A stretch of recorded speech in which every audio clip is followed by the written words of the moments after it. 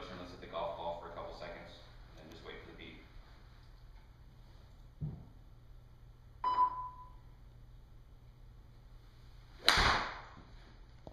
Worse than all the ones that are.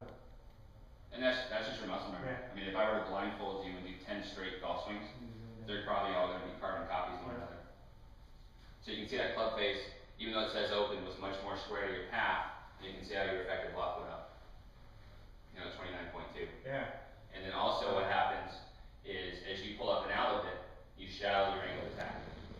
So that bottom number is your angle of attack at only negative 0.1 degrees, where there's no perfect number. I always like to work in zones or ranges because everybody's different.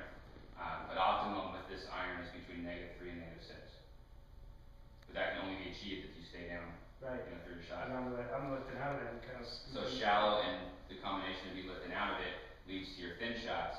Thin shots really have a lack of compression on the golf ball. So it feels kind of harsh off the golf club. Yeah. But the lack of compression is not going to make the golf ball go as far either.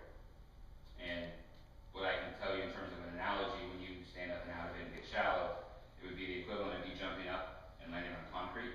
Whereas if you stay down and get compression, it'd be like jumping up and landing on a trampoline. So that's what you want a golf ball to do. Kind of trampoline off the club face. So staying down and through it. And I think going into a short golf club is going to do two things. I think it's going to, well, it's going to do one thing. It's going to force you to have to stay down and through it. Because if you come up and out of it, you're starting to stay in all the time.